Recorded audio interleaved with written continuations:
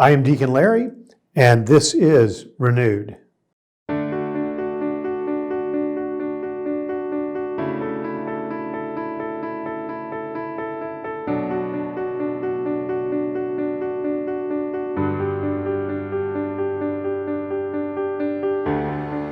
This is Larry Vaclavik, Deacon here at St. Teresa's in Memorial Park in Houston, and I welcome you back to our series Renewed.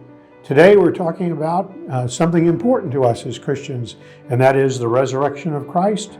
And quite frankly, what does that have to do with us and our death and resurrection? The Catechism of the Catholic Church has this to say about the resurrection. It reminds us that for 2,000 years, Christian time has been measured by the memory of that first day of the week. That first day when the women went to the tomb, when John and Peter, we are told, ran to the tomb and found the tomb empty, Mary meeting Christ as a gardener and discovering that there he was, our risen Lord, crucified and now risen.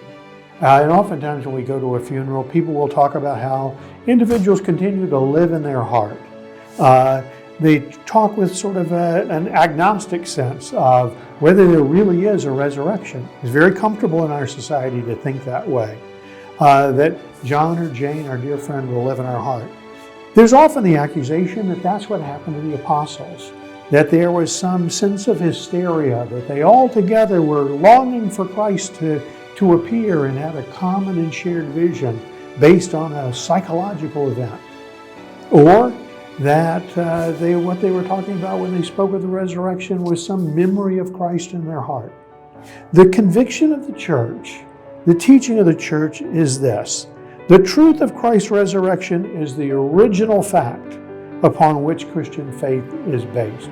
We do indeed believe in the resurrection of the dead. Before Christ's time, there was a belief in Judaism about the resurrection of the dead. People believed in a general resurrection.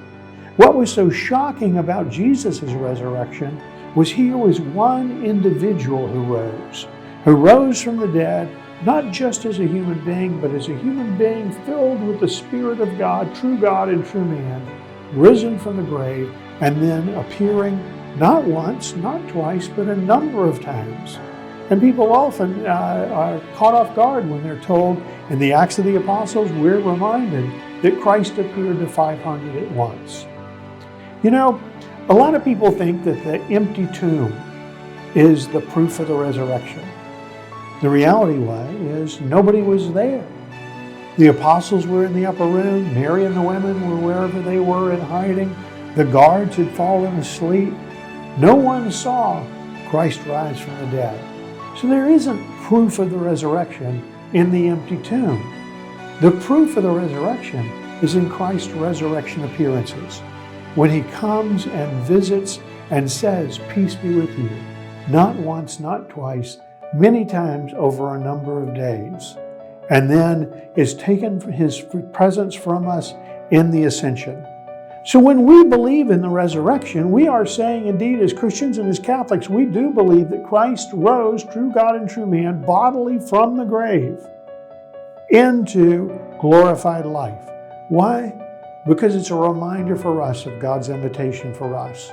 God's will for us from the beginning was that we might be created to live in friendship and to share his glory.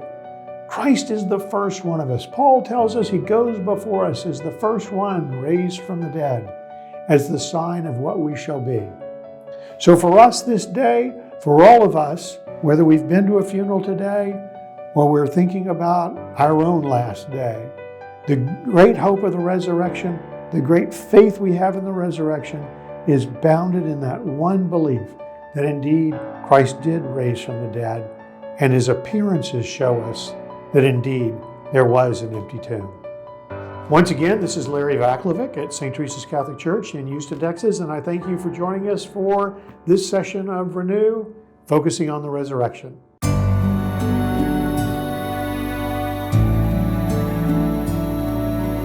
Please like, subscribe, or comment below.